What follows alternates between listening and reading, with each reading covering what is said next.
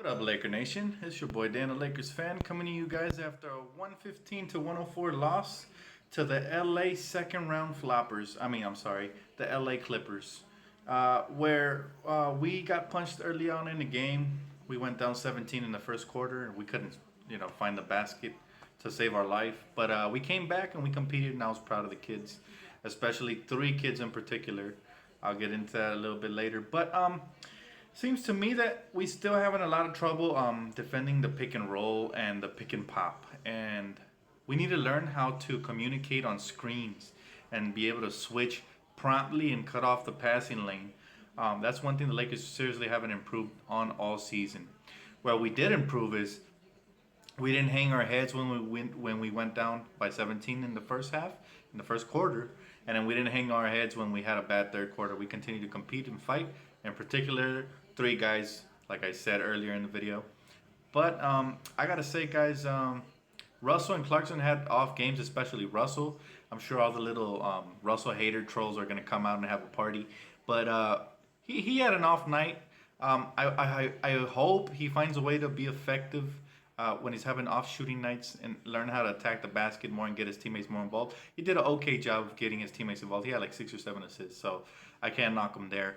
But rough shooting night, and he needs to learn how, when his shot's not falling, how to be effective in different other ways. But again, that's part of being young. Same thing with Clarkson. He had an off night tonight, a couple of turnovers here and there, a couple of bad shots he took. He had a couple of them, but still was an off night. Julius had a horrible night, in my opinion, even though he went off a little bit offensively, especially in the second half. But defensively, he's just non-effective, and that's where my main guy, my main hero of the game, who kept bringing us back every time he was in the game, Thomas Robinson. This kid deserves to start, not just get playing time. I said in my last video, he deserves a lot more playing time. They got to start him because he's playing with his heart and soul on his sleeve. He's playing hardcore, and I love the way he plays. He's always competing. He's going 100. I can tell he gets under the skin of guys like DeAndre and Blake Griffin. If you can do that, then you're doing something right, and that's what my man Thomas Robinson was doing. T-Rob. Honestly, the only reason I think they don't play him as much is because we are tanking, and he has the kind of effort that could propel your team to win certain games. So that's the reason I think he's been buried on the bench. But I hope we re-sign him next season and for a couple of seasons. Love the kid. Like I said, definitely deserves to start. I'd put him at the power forward to take Julius Randle's spot. I feel like Julius Randle has lost a spot with his lackadaisical defense. I hate the fact that when Blake Griffin is hot, obviously now Blake Griffin has stretched out to the perimeter and he has expanded his game. Now he can shoot 3-pointers. And this kid Julius doesn't even contest sometimes. He just looks at him, and that really, really irks me. That bothers me, guys. I don't know. It's all about defense for me. But it is what it is. Chris Paul ate up whoever was guarding him tonight. He's automatic when he gets around the free throw line and shoots that little like fadeaway jumper, that little elbow shot. But my three guys, the three guys that performed really well and kept bringing us back into the game, were David Waba, who continues to improve. He had a career high 19 points tonight. Efficiently, I mean, he's an elite slasher. He beats pretty much anybody with that first step, and they got to foul him when he gets to the rim, and he's knocking down free throws. So if he just develops a consistent jumper, that kid's going to be really good. And he's only 24, so he still has a lot of potential. I'm glad we signed him to a multi-year contract. Brandon Ingram was really impressive tonight, especially because he came through when we needed him the most. He had 18 points coming off of 3-game absence. That was really impressive, and he looks poised. He looks like he wants to be the guy in LA, and I think eventually he will be our go-to. He kept getting to that elbow and pulling up. He has his bread and butter game is the mid-range. When he gets around that elbow area and he pulls up, it doesn't matter who's guarding him because he can use his length to get the shot off, and he's now releasing the ball quicker, so he's getting whatever shot he wants when he gets around that area, and all he needs is a screen to get there, so that's the good news. And the way he's attacking, I love it, guys. He's beating people with that first step. In transition, he's putting his head down, and he's not stopping until he either hears the whistle or finishes at the rim. So I'm really happy with the way Brandon Ingram plays, especially coming off of a 3-game absence. And last but not least, like I mentioned earlier, Thomas Robinson, man. Every time this kid was put in the game, he was coming up with big plays, big second chance points, rebounds. He was out hustling and out muscling DeAndre Jordan.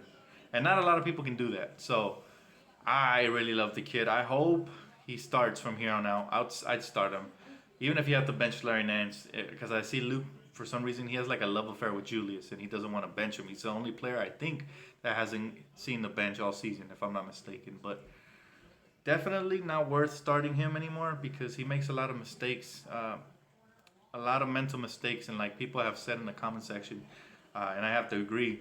His IQ seems to be lower than the average power forwards, and that's not good because he has a lot of talent. He can take people off the dribble. He's athletic. He can finish around the basket, but he tends to get a little out of control sometimes. And this is like the third game of me saying that in a row. So he's not improving. Other than his scoring, his jumper was looking good today. He was when he's not decisive on his three ball and he just shoots it and doesn't think about it too much, it goes in more times than not. So I was happy to see that. But defensively and his IQ and playmaking has to improve a lot for me to be able to say he warrants giving him that power forward starting position. Thomas Robinson outworked him. Thomas Robinson outworked everybody on our team. And it was infectious too. I mean, when he came in and then David and Waba came in, they just started, they infect the team with that defensive mindedness. Then you got guys like Tyler Ennis jumping the pass the lane, guys like Brandon Ingram. They're starting to read and react better on the defensive end. But my MVP of the game is a tie between Thomas Robinson and Brandon Ingram, because Brandon Ingram, he played with 5 fouls. I was proud of him. He was able to stay in the game and be effective, even though he was plagued with ticky-tack foul calls that the refs keep calling on the Lakers. I don't understand that, man. I don't know why the league has gotten so soft. Everything's a foul. There was times where Tarek Black had like a block, and I guess on the swing through, he got part of the arm. But they say if you get the ball first, then they shouldn't call the foul, right? Based on the NBA rule book. But they keep calling these fouls on my Lakers. Maybe, like I said, because we don't have any superstars, we don't get that kind of seniority on calls. I don't know what it is. But all in all, guys, overall, I was happy with the way they kept fighting back. And that's an improvement. Because most of the season, when we got punched early, we were out of the game, and that's it. We were out of the game, and we weren't fighting back. But as of late, we've been fighting back, and we are not hanging our heads as much anymore, and we continue to fight. And think about this. We lost by 11 points, and D'Angelo Russell and Jordan Clarkson didn't have great games. Our starting backcourt. So if they would have showed up, maybe we would have potentially won this game. So it is what it is. We are tanking. 6 games left now. We play again tomorrow versus the Memphis Grizzlies. I expect another loss. Hopefully Phoenix could get a W later on today. But we'll see what happens with that. But I was happy, like I said, with the effort. You guys let me know what you guys think. Who was your favorite guy for tonight's game? Who was your favorite performer? My guy, like I said, is a tie between Thomas Robinson and Brandon Ingram, and David Nwaba was right there, because he had a couple of crucial plays offensively where I was like, whoa, this kid can really be effective when he gets in the paint. Like, he already showed flashes, but he showed the consistency, and they weren't able to stop him.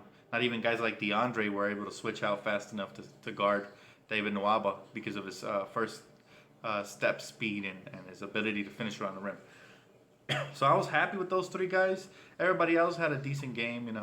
Tarek Black played pretty decently. Tyler Ennis, I thought, played pretty good in his limited role. But nobody really impressed me like those 3. But like I said, you guys leave a comment, like, subscribe. I'll definitely catch you guys after tomorrow's game when we face the Memphis Grizzlies. Peace out, guys.